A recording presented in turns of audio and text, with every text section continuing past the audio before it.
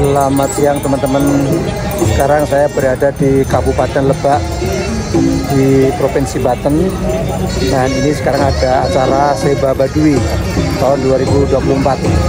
Ayo ikuti liputan saya sampai habis ya.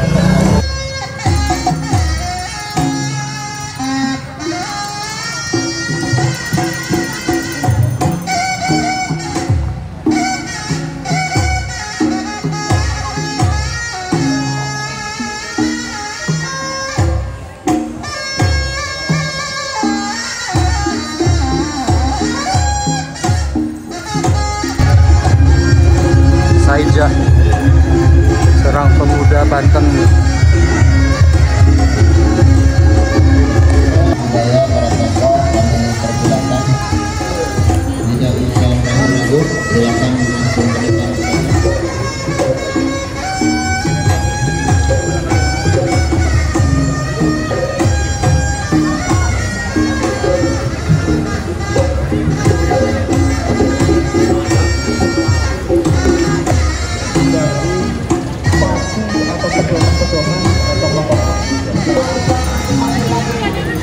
Nah, di sini ada aneka permainan tradisional. Kalau di Jawa namanya egrang, tapi saya nggak tahu kalau di sini ya.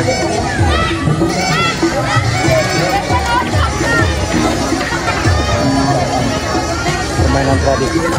Nah, kalau ini namanya engklek.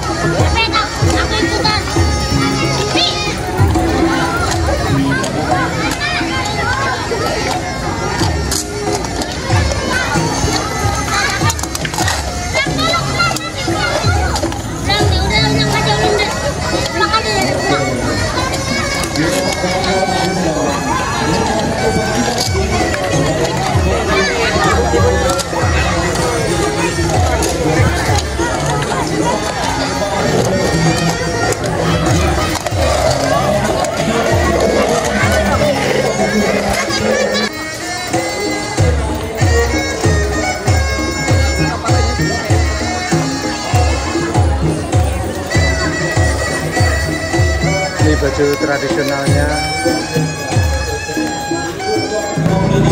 Ini bikinan tenunan dari Baduy.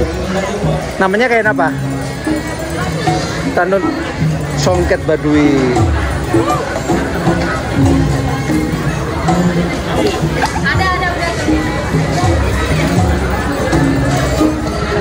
Berapaan ini harganya nih, Mbak? Ini? Kalau ini topi berapa ya? Oh, ini yang diikat gitu aja ya, kain gitu ya, kayak sal gitu ya.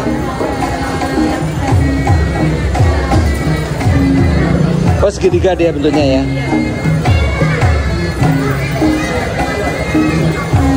Produk dari Baduy. Ini produk dari Baduy juga.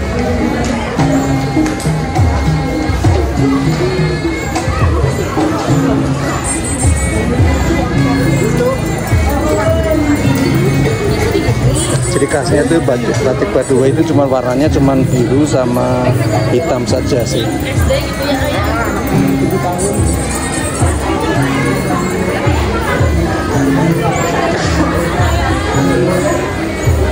Batik Lebak. Ini namanya apa ini? Jojoro. Jojoro. Lebak. Jojoro. Oh, kecoro. Jojoro.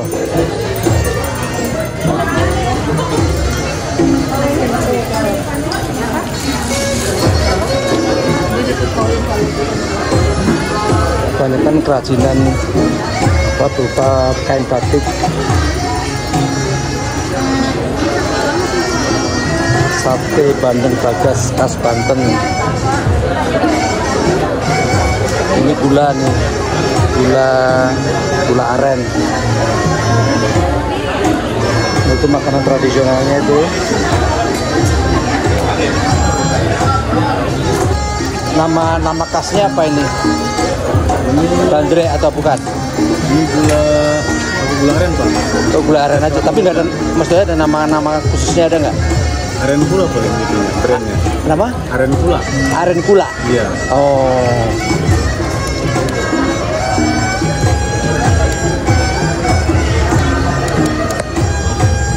Aren Kula. Ini adalah alun-alun Kota Lebak. Suasana alun-alunnya seperti ini.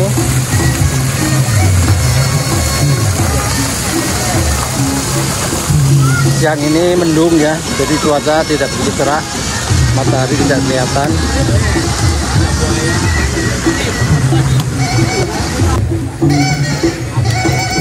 Nah ini bedil-bedilan. Maaf Pak. Ya, ya.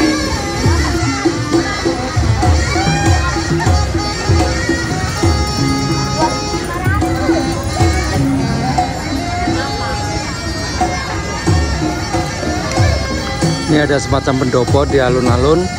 Terus di latar belakang sana itu adalah menara Masjid Agung Al-Araf.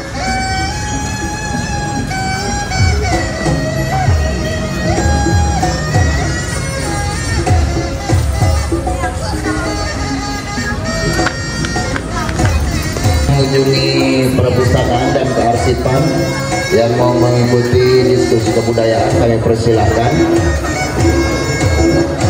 Peserta diskusi ini bebas ya teman-teman. Kita berjalan kaki sekitar 3 km. Setidaknya kita datangi tempat-tempat bersejarah di sekitar alun-alun Rangkas Bitung. Jadi hari ini kita pada teman-teman bisa baris di sini biar nanti enak kita langsung berjalan. Walking tour dalam rangka Seba Baduy.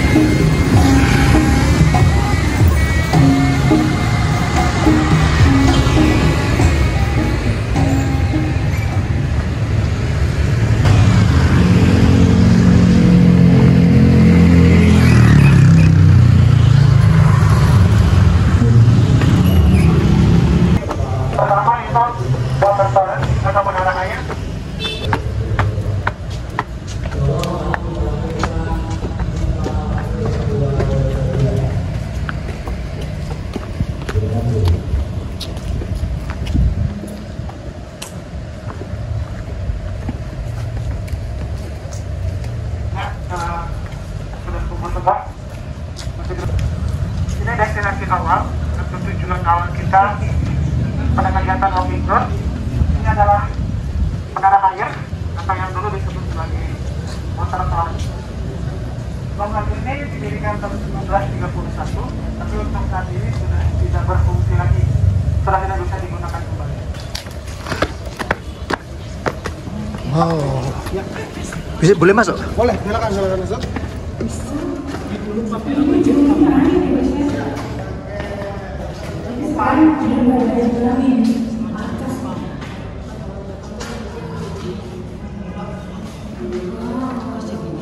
Iya. Pipa ini yang kemudian mengisi air yang ada di atas sana. Jadi tidak sampai ke bawah airnya, hanya di penampungan sana. Nah, karena water tower ini kan sebagai reservoir atau tempat penampungan air. Airnya diambil dari mata air Gunung Karang yang ada di Kabupaten Pandeglang.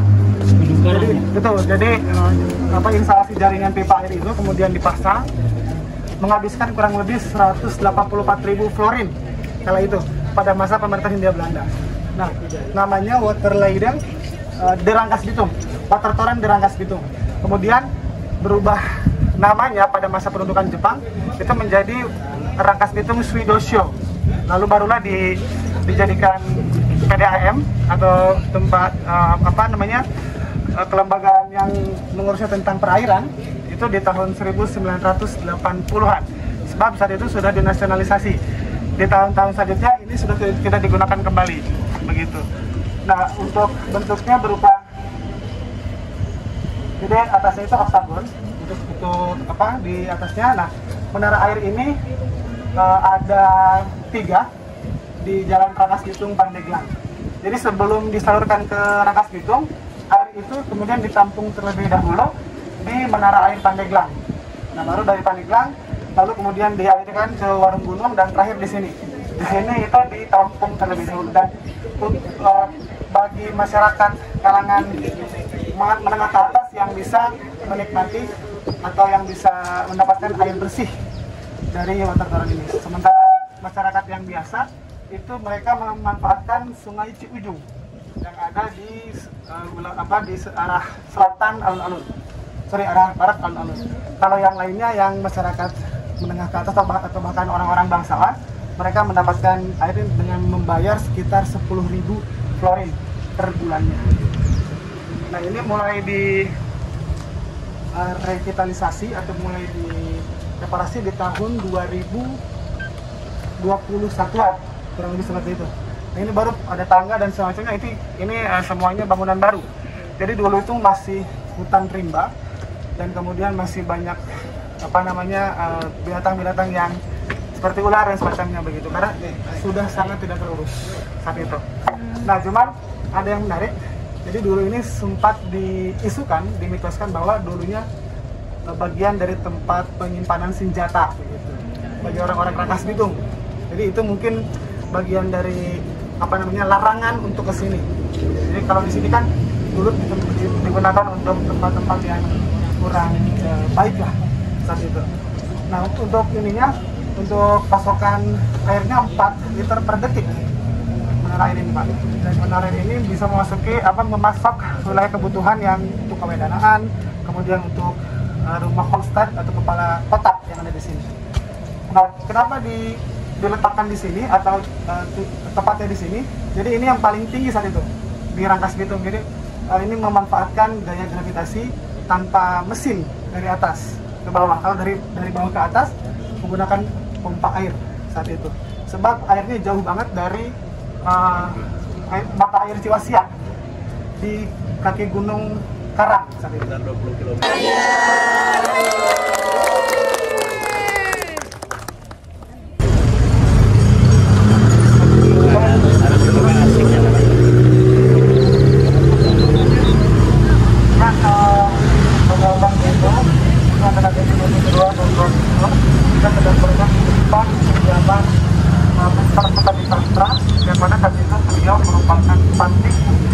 Dari Kabupaten Cilegon.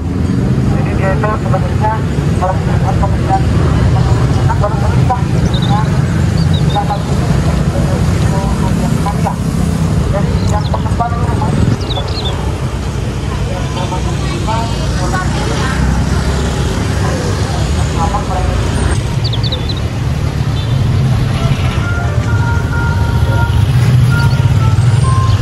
ini adalah bekas terletak dari Demang Sasrawi Guna tadi itu. Nah, Demang Sasrawi Guna ini adalah seorang tuan tanah, yang mana sebenarnya kalau gambaran dari tuan tanah itu kan biasanya orang yang jahat, keji dan sebagainya begitu.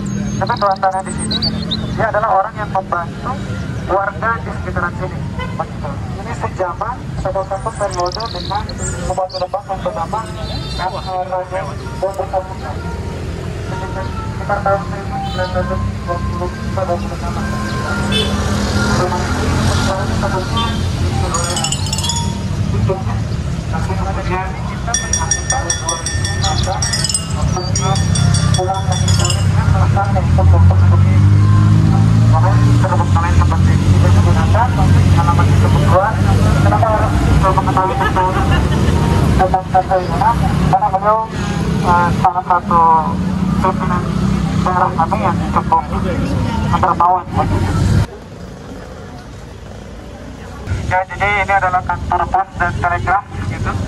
Nah, bangunan ini didirikan di tahun 1913, di mana banyak bangunan-bangunan kolonial di Rangkas Bitung yang cukup tua selain daripada stasiun kereta api Rangkas Bitung, yaitu kantor pos ini begitu. Nah, kantor pos ini biro arsitekturnya adalah Simon Kuipers.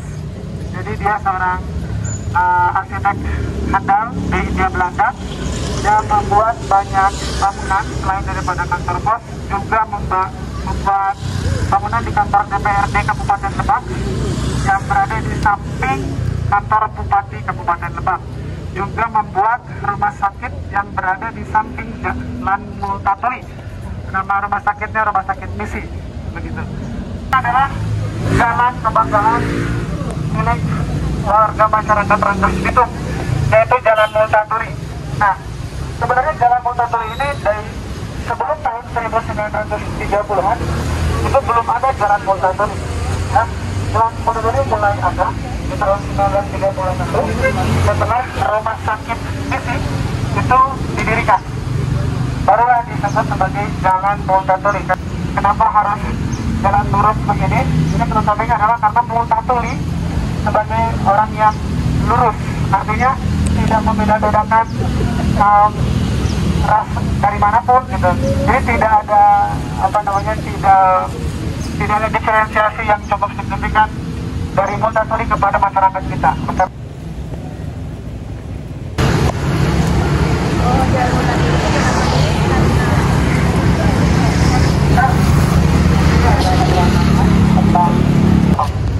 Jadi setelah Revolusi Prancis, efeknya sampai ke wilayah Hindia Belanda, karena Belanda kan bagian underdog dari abad ini, ada beberapa kali renovasi, ada beberapa kali revitalisasi, begitu.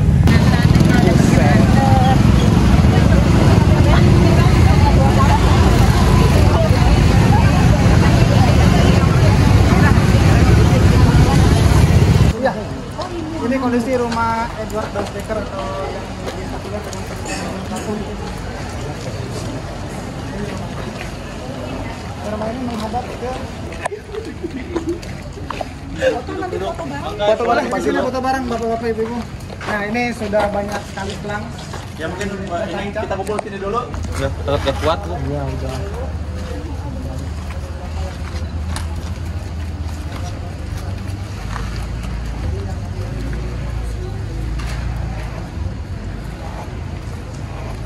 Saat itu Edward Dosteker baru saja berhenti dari jabatan sebelumnya, yaitu asisten kantoler di Natal, wilayah Sumatera.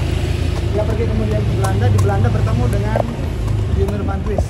Itu satu periode pada masa Kulturstelsel atau tanam paksa.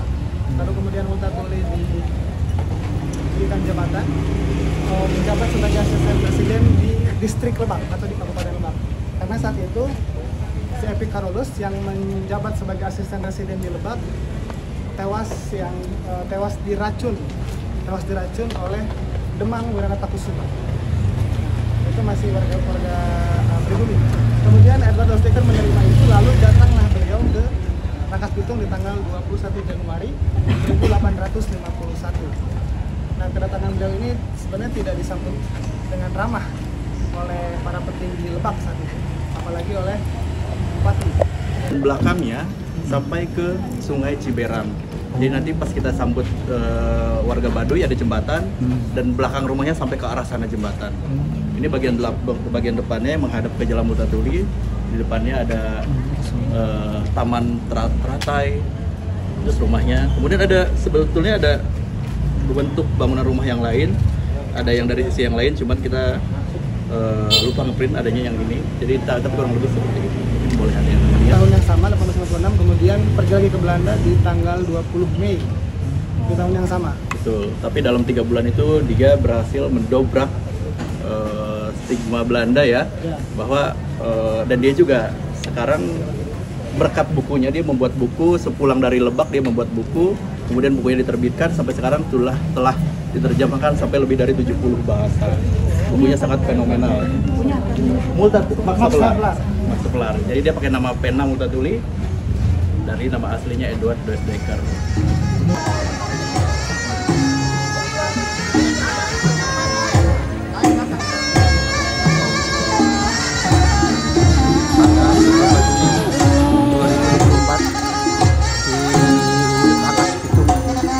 Kabupaten Lebak, Provinsi Banten.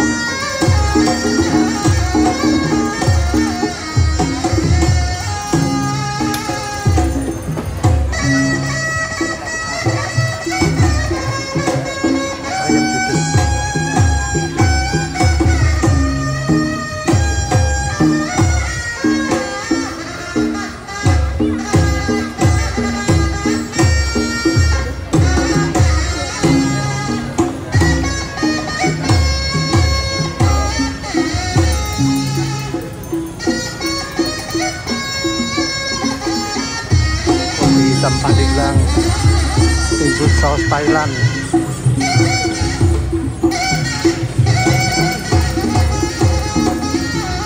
Makanan khas Lebak apa coba?